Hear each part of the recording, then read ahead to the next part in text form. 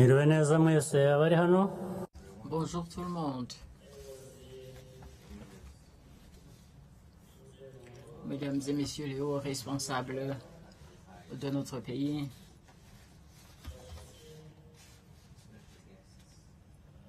mesdames et messieurs les invités, nous avons les amis du Rwanda qui sont présents ici. Nous saluons également les membres du corps diplomatique et des organisations internationales.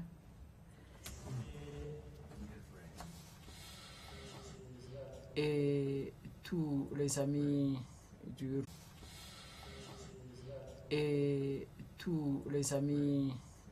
Rwanda.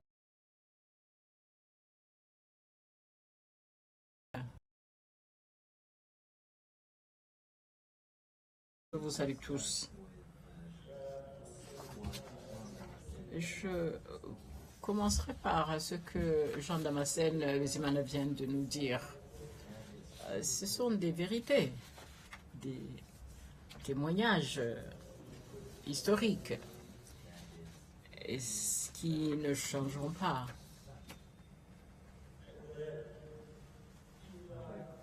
Mais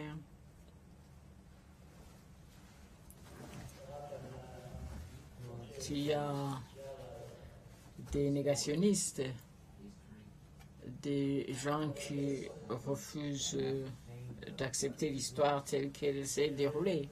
Si ces gens n'ont pas honte, moi et vous,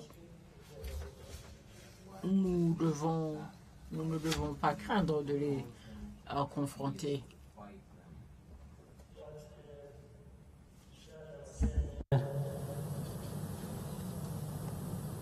Has just told us ce que Jean Damascène vient de dire fait de notre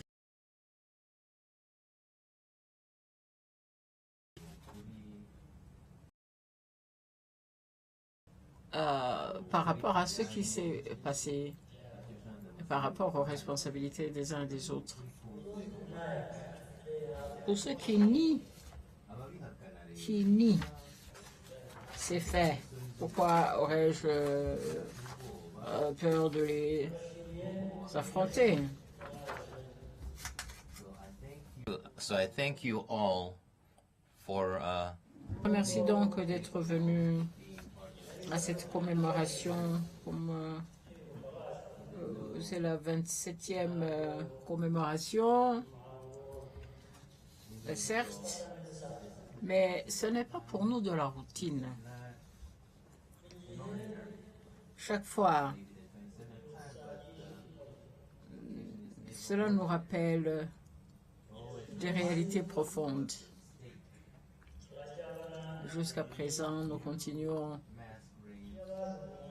à découvrir les restes des victimes jetées dans des fosses un peu partout dans le pays. Et tandis que leurs bourreaux, les auteurs de ces atrocités, continuent de se balader librement dans le monde entier. Néanmoins, nous ne pouvons laisser le poids de cette histoire si lourde nous entraver. Rappelons également que ceci est la seconde commémoration depuis que l'épidémie de la COVID-19 a frappé.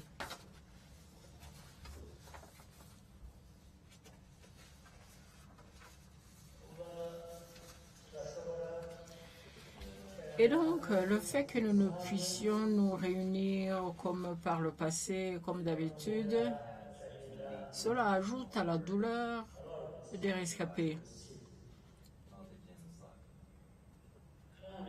Or, c'est leur patience et leur résilience qui nous donne la force et l'énergie qui nous permettent de continuer à nous reconstruire, à nous atteler au travail de développement de notre pays. Merci de votre aide, merci de vos sacrifices, de tout ce que vous avez fait pour que nous tous nous puissions avoir un avenir meilleur. En tant que pays, nous nous sommes remis à revivre grâce aux Rwandais, très nombreux, qui ont décidé de reconstruire le pays, un pays meilleur, un pays digne d'eux, et qui ont refusé de se laisser entraîner et de se laisser utiliser par les mauvais leaders. Et ces gens, ces Rwandais, ont saisi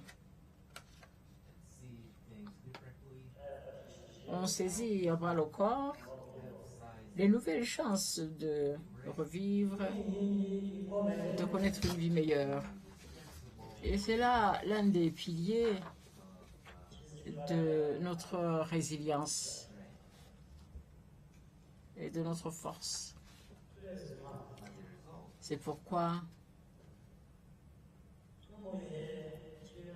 même pendant les temps durs, lorsque les uns et les autres cherchaient à nous détourner de notre chemin, à nous distraire, à cette époque-là, les Rwandais ont décidé de s'unir, de resserrer leur unité. En réalité, à aucun moment de son histoire, le Rwanda n'a été aussi uni qu'il ne l'est aujourd'hui. Et je parle en particulier de la jeunesse à qui je m'adresse, parce que c'est la majorité de notre population.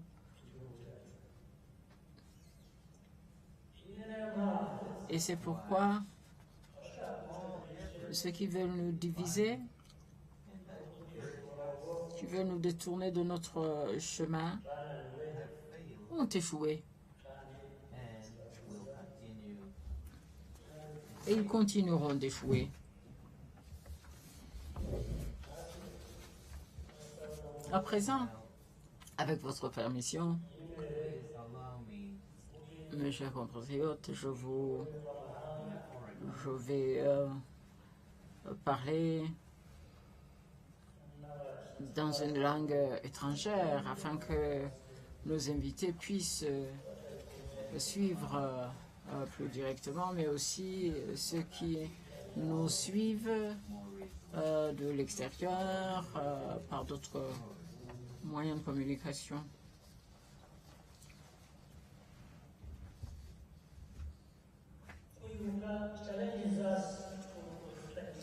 Le Kwibuka nous représente pour nous un défi.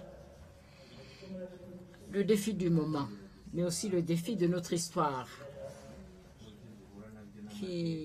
L'histoire qui nous a amenés à ce point-ci. Le Rwanda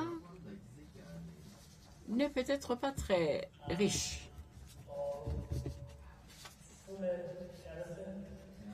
On n'a pas atteint son niveau de santé maximale. Il reste encore vulnérable et il y a encore des limites, comme tous les pays du monde. Mais nous savons aussi comment gérer nos problèmes. Les Rwandais sont forts, décidés et pleins d'espoir.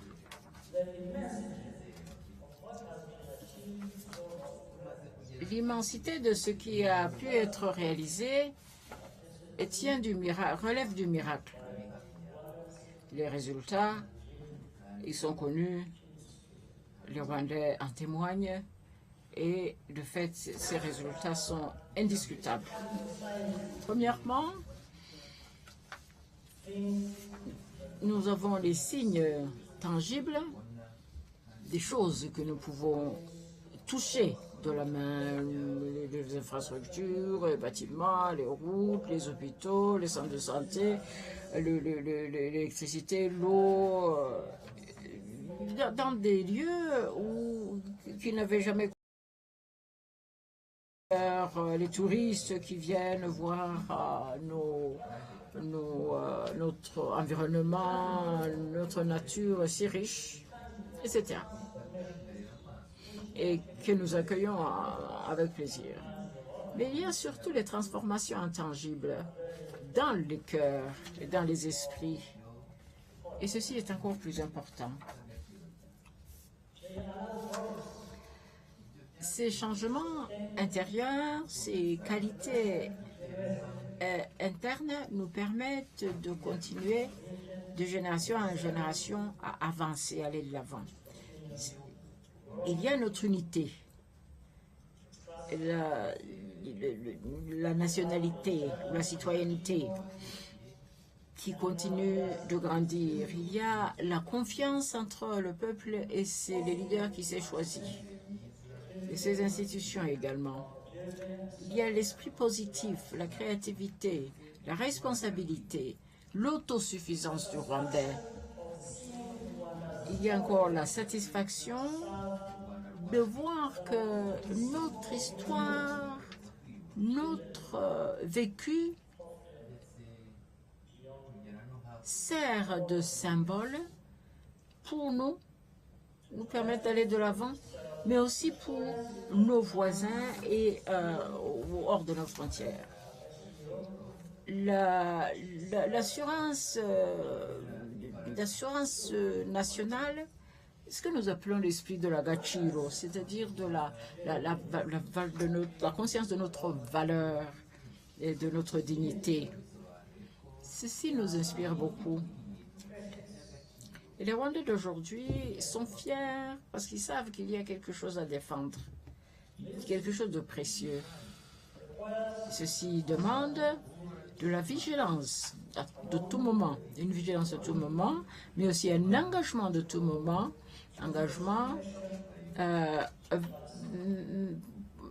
vers l'introspection, la remise en cause et l'honnêteté.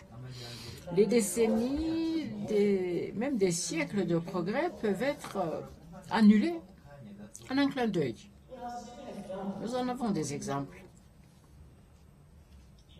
dans différentes sociétés du monde,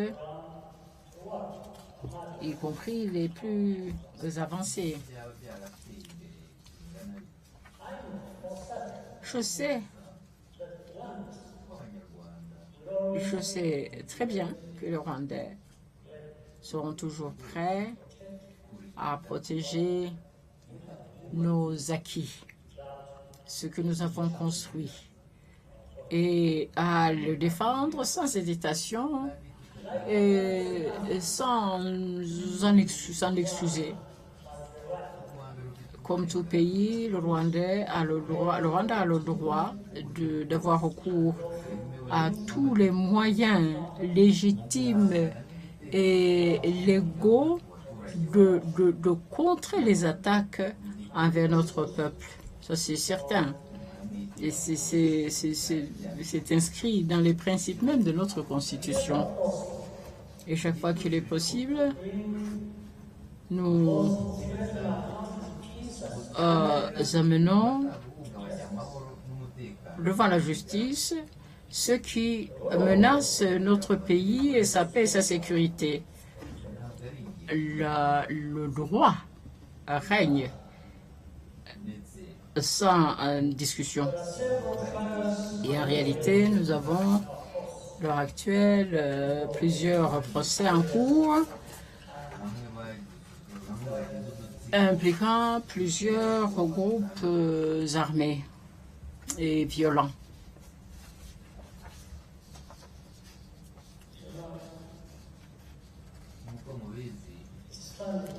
Vous savez, c'est bizarre, hein? Parce que vous voyez certaines de ces personnes qui sont devant les tribunaux, Et c'est des gens qui vivaient à l'extérieur, protégés d'une façon ou d'une autre.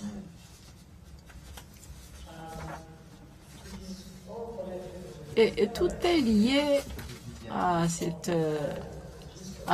histoire de déni du génocide, de révisionnisme, de fabrication de faits et de fausseté sur l'histoire du génocide. Et vous trouvez que pendant ces procès, pour certains, surtout les gens qui avaient accueilli ces personnes chez elles, ce qui les intéresse, ce n'est pas ce qu'ils ont fait, les raisons pour lesquelles ils sont devant les tribunaux. Ce qui les intéresse, c'est comment ils sont arrivés ici. Bon, ils sont arrivés ici, quelle que soit la manière. On peut parler de leur façon dont ils sont arrivés. On peut en parler. Mais est-ce que nous ne devrions pas plutôt parler de ce qui est encore plus important, à savoir les crimes dont ils sont accusés? Ça n'est pas difficile à comprendre quand même. Mais bon, je ne sais pas pourquoi ça se passe. Je vous laisse le soin d'y réfléchir. Peut-être que vous comprendrez mieux que moi. Les Rwandais sont convaincus que nous ne pouvons pas laisser ces jeux continuer sur notre territoire. Jamais plus jamais.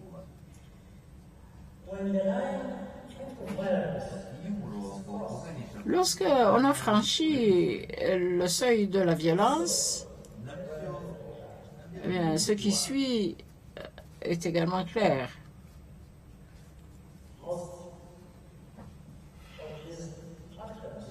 La plupart de ces acteurs ont cherché à se valoriser internationalement en killant, en tuant les populations innocentes et en menaçant notre stabilité économique. Malheureusement, ces stratégies, ces manières d'attirer l'attention, parfois ça marche pour ces personnes.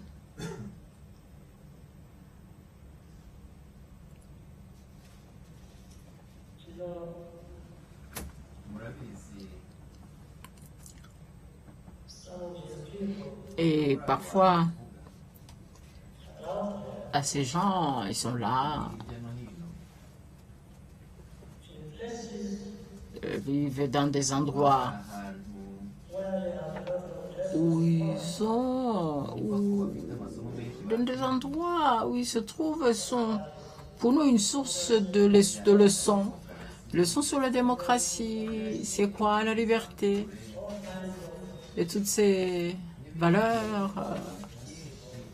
politiques, droits de l'homme, toutes ces grandes leçons. Mais qu'est-ce qu'on constate? Que ces gens défendent ces criminels, les défendent, parlent pour eux, les couvrent, en disant « Ah, vous savez, ce sont des gens qui veulent civiliser le Rwanda, apporter au Rwanda de quoi se rapprocher du niveau qu'ils doivent viser. » Et donc, parfois,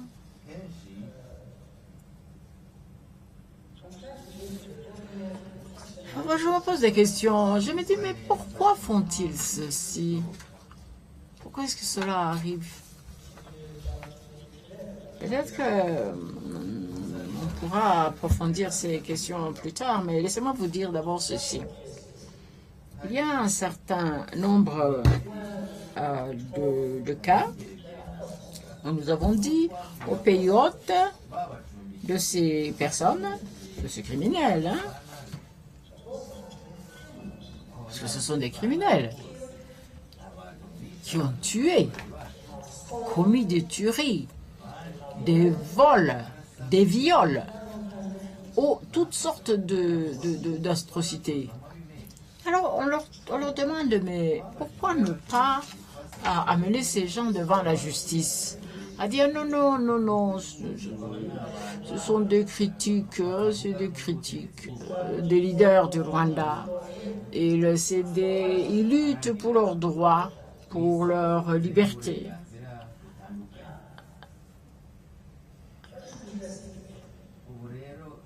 Et donc, ce qui est intéressant, c'est que tout de suite après,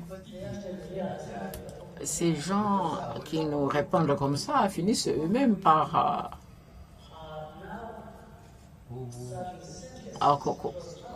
commencent à faire les frais. Parce que nous en avons quelques-uns qui ont dû mettre certaines de ces personnes en prison parce qu'ils avaient commis des crimes. Et on leur dit, mais on vous l'avait dit. Et lorsque ces gens, ces criminels sont devant les tribunaux, intéressant, hein, vous savez, ils sont devant les tribunaux, alors ils sont à leur procès, hein, et donc en Europe, en Amérique, etc. Et même devant les tribunaux, même avec les preuves claires qu'ils ont violé dans ce pays, ils ont volé dans ces pays, on leur présente des preuves et disent ah non, non, non, mais ça c'est Kagame. C'est le président Kagame qui envoie ses agents, tous ces gens-là de Kagame, c'est eux qui sont les coupables. C'est drôle. Moi, si je vois quelqu'un qui vous dit va commettre des viols, tu vas commettre des viols. Et j'envoie quelqu'un qui te dit d'aller voler, tu vas voler. C'est pas possible. Donc, moi, je pense que si vous avez des problèmes avec les leaders rwandais, ça c'est bon. Régler ces problèmes avec eux. Mais commencez par quand même punir le crime. Et puis alors, quand ça arrive dans leur pays, on vous dit, mais on vous l'avait dit. On vous l'avait dit, vous avez vu. Mais non, ils voient, mais ils ne croient pas. L'autre jour, cette personne que l'on a amenée ici, mais on se demande encore comment il est arrivé ici et ce qui les intéresse, c'est pas qu'il menait il était le leader d'un groupe de tueurs qui ont commis des crimes au Rwanda. Et alors, il y a quelqu'un qui... Les gens viennent porter témoignage, les témoins. Et ils confirment que les crimes dont ils avaient été... accusés sont réels. Et quelqu'un est venu, a dit, oui, c'est vrai. Ils ont commis ces crimes. Et même l'un des accusés disent, ben oui, c'est vrai. Nous avons commis ces crimes. Et alors... on se dit, ah, mais rien ne va nous arriver, on est protégés. Et puis, voilà, vous allez voir, on ne fait même pas. Nous, on est en sécurité dans nos pays étrangers, vous n'allez pas pouvoir nous amener, hein, comme vous avez amené l'autre. Hein. Bon, tout cela est pénible. C'est pénible, mais c'est le monde. C'est le monde dans lequel nous vivons. C'est comme ça qu'il est. Donc vous avez des officiels, fonctionnaires en disgrâce, motivés par des ressentiments minables, ont passé beaucoup de temps à cultiver certains étrangers influents. Tout ça basé sur un tissu de mensonges. D'abord, tout à fait transparent. Mais vous savez quoi? Vous pouvez mentir sur moi tout ce que vous voulez, des piles, des tonnes de mensonges. Allez-y, ça ne me changera pas. Ça ne me changera pas. Ça ne changera pas le Rwanda. Ça ne le transformera pas en ce que vous voulez. Donc mentez, rien ne se produira. Je peux vous le garantir. Mais lorsque ces gens qui aiment raconter des histoires et qui sont bien nés, disons, des bien nés, dans ce cas, leur impartialité et leur intégrité le prix comme pour argent comptant. Ils sont ceci, ils sont nés dans tel pays. Ce qu'ils disent est certainement vrai. Que ce soit contraire aux faits, ça n'est pas important. Ce qui est important, ce n'est pas les faits, mais c'est l'origine de ces personnes. Par origine, bien sûr, j'entends les pays dans lesquels la plupart de ces problèmes viennent. Et donc, les mensonges deviennent des faits. Les victimes deviennent des coupables.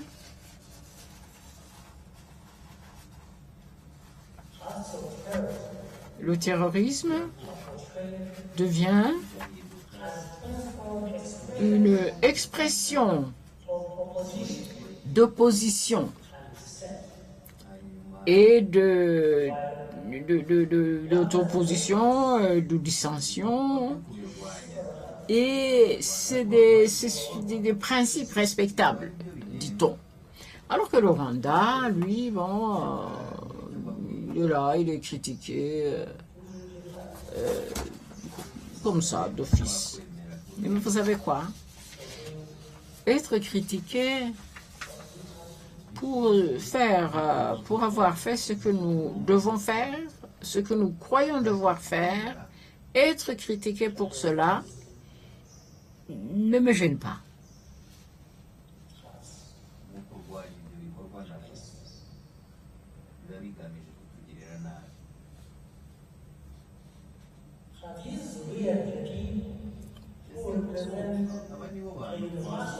Et on se demande seulement si ce sont ces gens-là qui représentent les valeurs universelles dont on nous dit toujours qu'il faut embrasser. C'est mal. Je ne peux pas le dire autrement.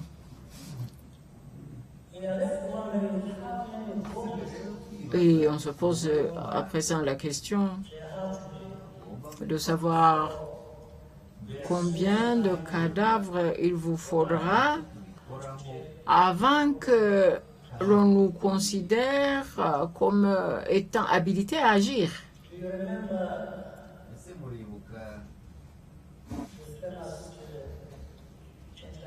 Je ne sais pas si vous vous rappelez de l'interview, vous savez, en 1994, ces interviews où on n'arrivait pas, certaines personnes n'arrivaient pas à donner le nom.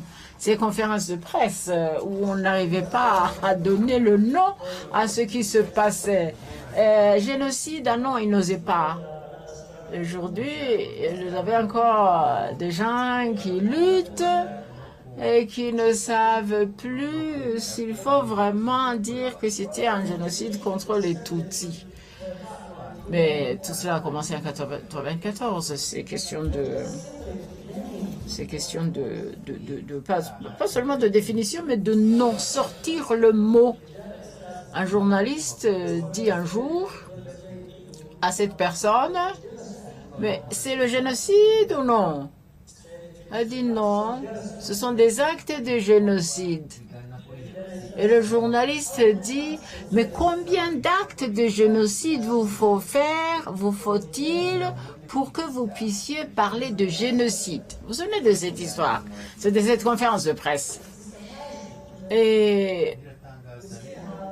Mais vous savez, on n'a pas avancé. 27 ans plus tard, on est toujours à ce niveau. C'est incroyable.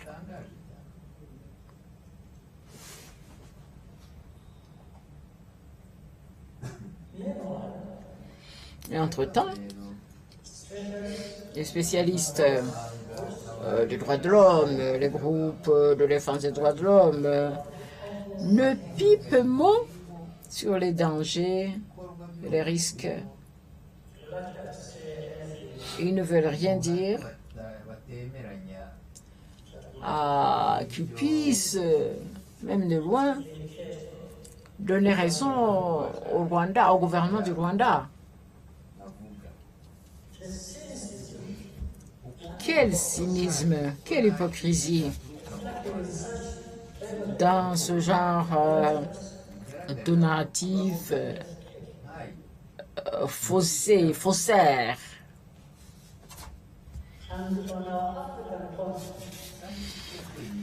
Et en Afrique, sur notre continent africain, vous savez, le Rwanda n'est pas le seul objectif le seul but de ces tactiques, la seule cible.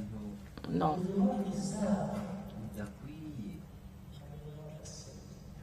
Mais ce n'est pas quelque chose que nous allons accepter. Ça, non, on ne mérite pas ça.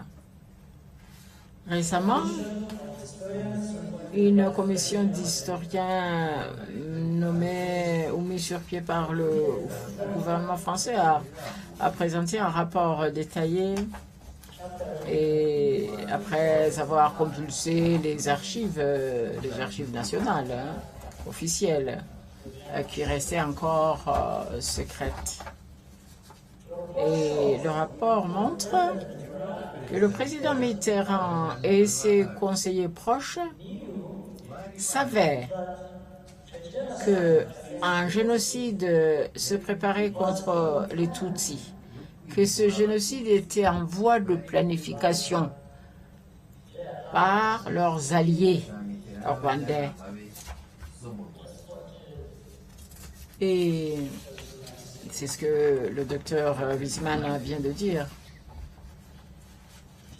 Et en dépit de cette connaissance, de ces révélations, le président a décidé de continuer à les appuyer parce qu'il pense que c'était nécessaire pour le maintien de la position géopolitique de la France.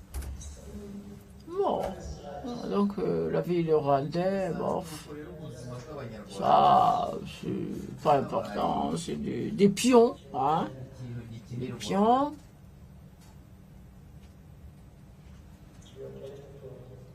Dans un jeu géopolitique. Nous nous félicitons de ce rapport parce qu'il marque une étape importante vers une compréhension commune des faits qui se sont déroulés. Et ce rapport marque également un changement, le désir, me semble-t-il, de la part de leaders, même des leaders des politiques français, un désir d'aller de l'avant sur une base plus saine, sur la base d'une compréhension des faits réels qui se sont déroulés. Et nous nous en félicitons. Nous demanderont qu'on nous présente le rapport. Nous en avons eu 20, mais nous allons demander qu'on nous le présente et ce serait une bonne chose. Et en plus, le Rwanda aura quelque chose à dire dans un avenir proche sur cette question, peut-être même la 3e semaine de ce mois-ci. Parce que les conclusions qui nous ont été soumises sur la base de ce travail-là, de cette commission d'enquête,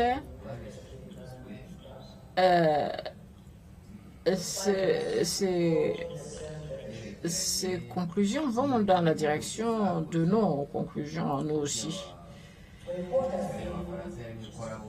Quoi qu'il en soit, le plus important, c'est de continuer à travailler ensemble, documenter la vérité. L'effort de la part de certains officiers français qui a duré des décennies, cet effort a causé beaucoup de dommages. Parce que consistait à couvrir leurs responsabilités pour promouvoir le soi-disant double génocide, y compris les rapports qui ont été faits, y compris le mapping report. Des tribunaux ont été mis sur pied, de faux procès. Des suspects ont été protégés, les suspects de génocide ont été protégés.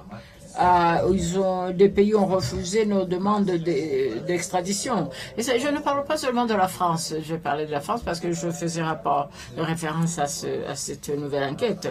Mais je parle de plusieurs pays développés qui, dans leur capitale, ont caché ces suspects. Il y a des cas où, pendant 15 ans, presque 15 ans, les demandes sont tombées dans l'oreille des sourds. Il y a 4 suspects, 4 ou 5 suspects de génocide dont les dossiers sont clairs.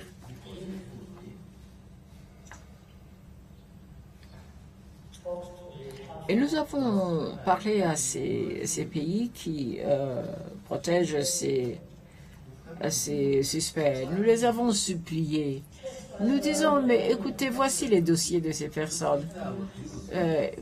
Veuillez, s'il vous plaît, nous renvoyer ces gens, les extrader.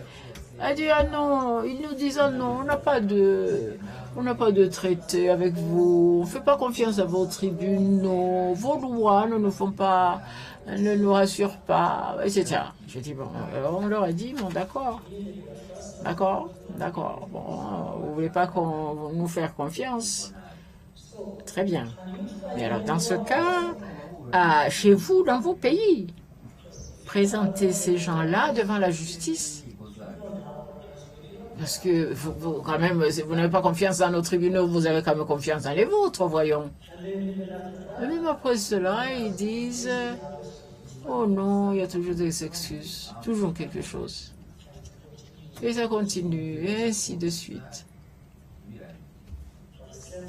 Et en même temps, ce sont des gens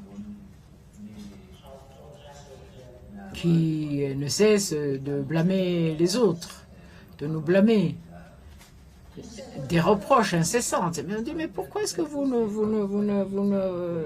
faites pas de procès chez vous, dans vos pays? Vous n'avez pas honte de protéger des génocidaires, des suspects du génocide, de couvrir, quelle que soit la raison, couvrir les crimes de génocide. Alors vous voulez pas me les envoyer pour que je leur fasse les procès, mais vous ne voulez pas non plus les présenter devant votre justice. Et c'est vous savez, ces gens-là, ce sont ces gens qui constamment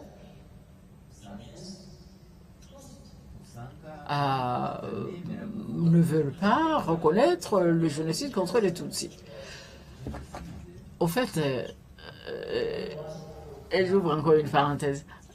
Vous savez, le mot génocide, ce n'est pas nous qui l'avons inventé. Ça a été inventé par les structures internationales il y a longtemps.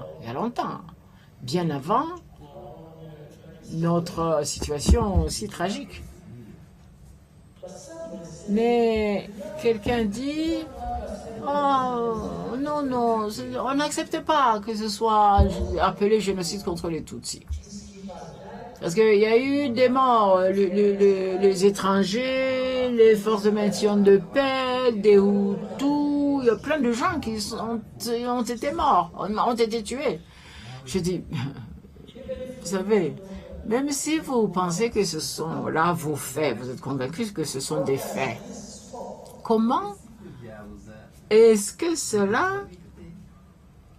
toutes ces morts que vous citez, comment est-ce que cela peut empêcher qu'on utilise le mot de génocide? Bien sûr, vous avez des morts, vous pouvez toujours présenter leur cas, mais ça n'empêche pas qu'on parle d'un génocide. Moi, parfois, j'ai parfois douté de leur capacité de parler. J'ai compris enfin que, en fait, c'était pas ça le problème. Le problème, c'était, on ne va pas s'occuper de cette personne, de ses crimes, savoir s'il est coupable. On va s'occuper seulement de savoir, mais comment est-il arrivé, comment est-il pu arriver dans ce pays, au Rwanda. Et donc, ils s'hypnotisent sur cela. Et s'ils continuent, eh bien, on aura bien du mal. Et donc, lorsque ces suspects sont protégés, que les demandes d'extradition sont refusées, cela a des conséquences directes. Et nous avons vu une augmentation massive dans les cas de révisionnisme, de déni, de négationnisme, de déni de fait. Et lorsque vous avez des livres qu'on publie accusant le FPR d'avoir été l'auteur des génocides pour pouvoir prendre le pouvoir. Je pense que le docteur Wiseman en a parlé dans son allocution. Et ceci, ce sont des choses qui mettront du temps à corriger. Ce qui est bizarre, c'est que les gens qui ont les faits, qui savent, ne s'en mêlent pas, se taisent, restent tranquilles. Il y a quelques années, un certain pays pour commémorer le génocide, une déclaration. Normalement, vous savez, la sorte de déclaration qu'on fait en ce genre d'occasion. En général, c'est la solidarité, etc. Mais si vous ne voyez pas, si vous ne voulez pas de solidarité, vous ne voulez pas nous envoyer de mots de solidarité, ça n'est pas grave, on ne s'en plaindra pas. Mais décider de faire une déclaration et nous l'envoyer en guise de déclaration de solidarité, entre guillemets, c'était censé être l'intention. Mais alors, ils ont dit, ah, vous savez, bon, ils ont commencé à dire, ah, on est avec vous, le génocide, etc. Bon, voilà ce qui s'est passé. Bon, et ensuite, ils ont commencé à ajouter des chapitres, des paragraphes sur les droits de l'homme, violation des droits de l'homme, ceci, cela, gouvernance, ceci encore, etc. Ça va pas, ceci et cela. Dans le même message. Alors j'ai pris mon temps, et puis j'ai écrit, j'ai pris ma plus belle plume, et puis j'ai écrit à ces gens une seule demande. J'ai dit, vous savez, aujourd'hui, ce jour-ci, le 7 avril, c'est une journée de commémoration. Une seule journée. Sur les 365 jours, journées de l'année. Alors, je vous pose la question. Vous ne pouvez pas, au moins pour une journée, vous abstenir de taper sur nous. Ne fût-ce que ce jour-là. Alors, sinon, alors, tous les 364 jours qui restent, allez-y, écrivez n'importe quoi, insultez-nous à tour de bras, tout ce que vous voulez. Quelle que soit la manière. Toute l'année, sans exception. Excepté le 7, s'il vous plaît. Mais je pense qu'ils ont compris. Et aujourd'hui, quand ils veulent... aujourd'hui, ils ne mélangent pas les deux. Ils ne mélangent pas les deux, ils séparent les vœux et le reste. Mais bon, c'est comme ça. Et nous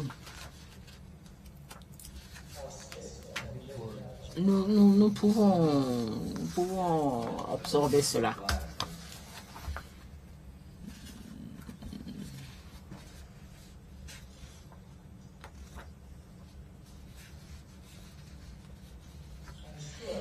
Et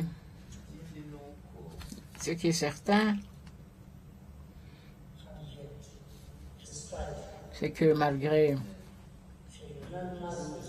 une résolution unanime de l'Assemblée générale des Nations unies, il reste encore un ou deux pays qui refusent de parler de génocide contre les Tutsis, de têtus qui n'en demandent pas. Et il dit, tous les autres pays, bien sûr, du monde, membres du système des Nations Unies, l'acceptent, sauf ces deux-là, qui continuent de refuser à parler de génocide. En 1994 déjà. Bon, bien sûr, les circonstances, la vie a bougé autour d'eux, et ils ont été obligés de parler de génocide finalement.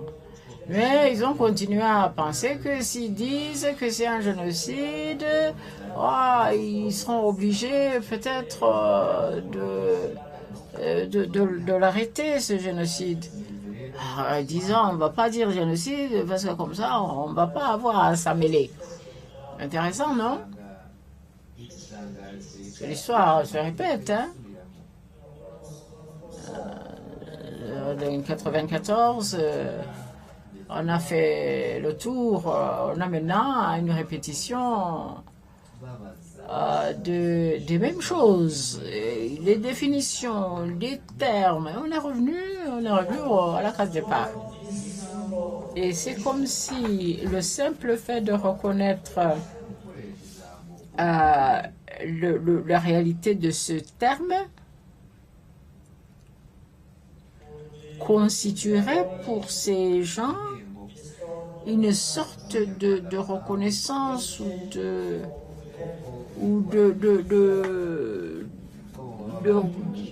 cadeau pour remercier les Rwandais de s'être bien comportés, de récompense. Et pour eux, alors, il faut bien vous comporter, tenez-vous correctement, etc. Et après, on va vous donner une récompense. Quelle honte!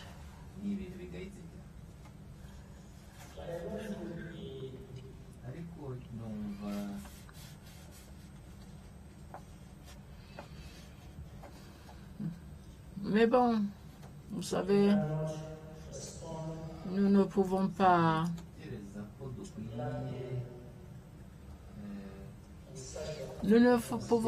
accepter sur des questions de principe aussi profondes, accepter le chantage.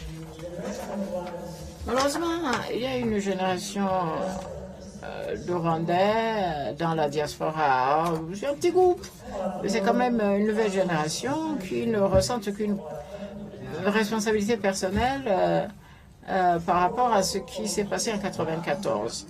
Alors,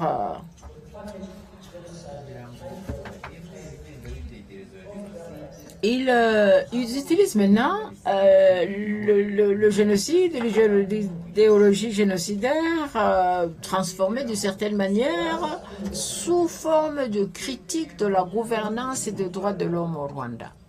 C'est ça qu'ils font. Mais ceci ne va pas nous détourner de notre chemin. Nous allons de l'avant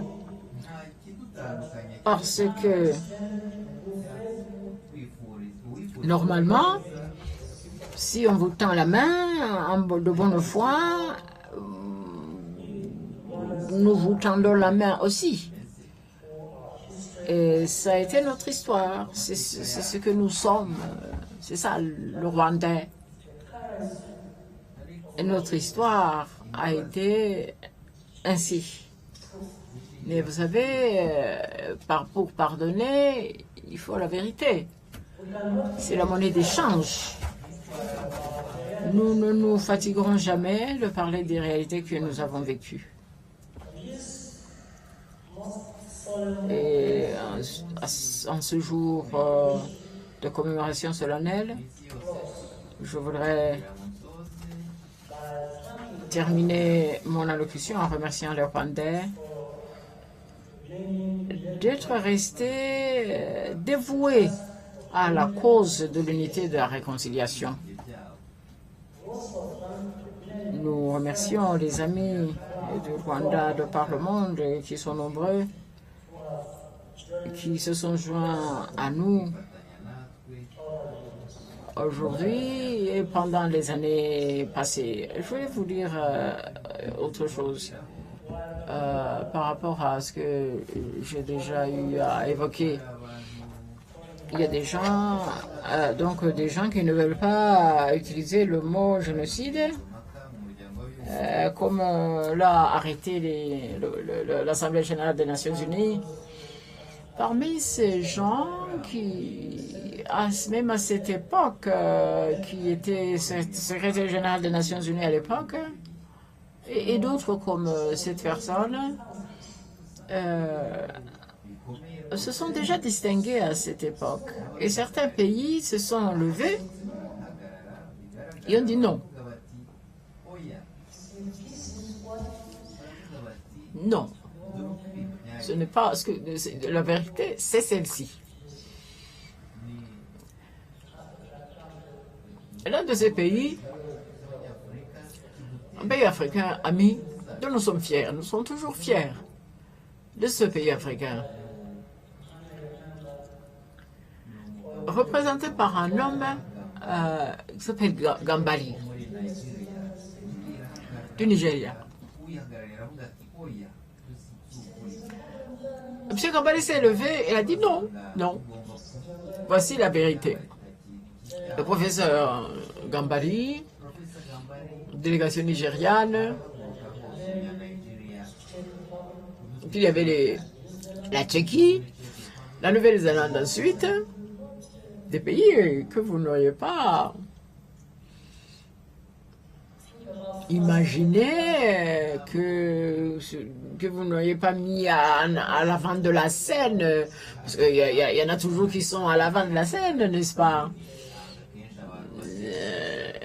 Des pays qu'on cite toujours, mais il y a tous les autres aussi. Et nous sommes reconnaissants à ces pays qui se sont levés pour défendre la vérité. Je vais terminer quelque chose d'autre qui me vient à l'esprit.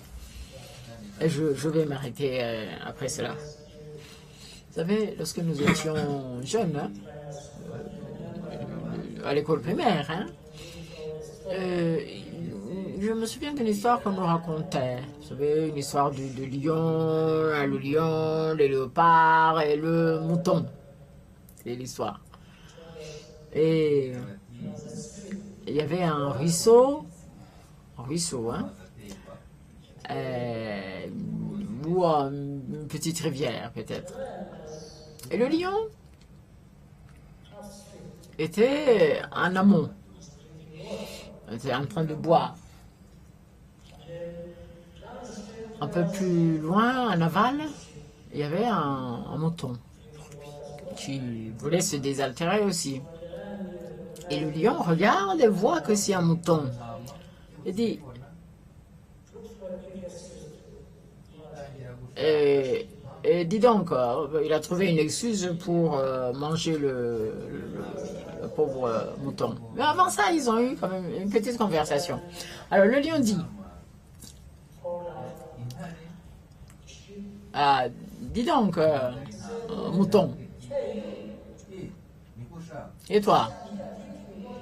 Moi, je suis en train de boire, et puis toi, tu es là en train de salir l'eau. En train de salir mon eau, à moi. Et le mouton dit, mais très humblement, il dit, mais sire, je suis en aval. L'eau que je bois, même si je la salissais, ben, ne va pas remonter. Elle continue à descendre. Et le lion se fâche. Se sent provoqué. Il dit, mais comment oses-tu me répondre sur ce ton?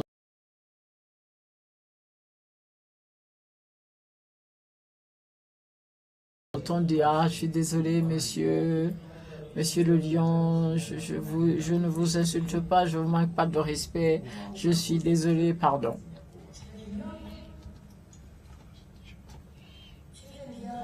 Et le lion dit, en fait, l'autre jour, tu m'as aussi manqué de respect. Et le mouton dit, mais non, mais sire, c'est la première fois que je viens boire à ce ruisseau, donc ça ne peut pas être moi. Et le lion dit, mais, vous voyez, tu vois, vraiment, tu ne fais que m'ennuyer. De toute façon, que ce soit ton frère, ta soeur, je ne sais pas qui d'autre de chez toi, c'est la même chose. Alors tu dis, non, mais je n'ai pas de frère. Mon frère, je ne pense pas qu'il soit venu ici. On vient de loin, c'est la première fois que je passe par ici. Et le lion, bien sûr, finit par manger le mouton. Je raconte cette histoire parce que parfois, on nous traite un peu comme dans cette histoire. C'est comme ça que ça se passe. On dit, quelqu'un est là et dit, toi, tu m'as insulté alors qu'on ne leur a même pas parlé. On n'a rien dit. Mais si c'est pas toi, c'est ta mère ou ta soeur, enfin l'autre. Je dis, mais non, monsieur, ce n'est pas moi. Et parfois, il y a pas mal de pays qui nous font le coup du lion et du mouton. Mais vous savez quoi?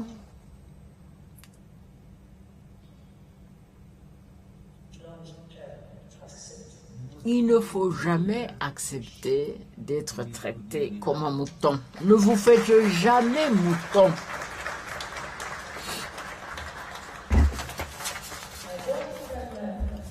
Je ne voudrais jamais être même le lion, ce genre de lion. Moi, je n'en veux pas non plus de cette personnalité. Je serais heureux lorsque je suis moi-même. Je vais faire face, tenir tête au lion. Merci.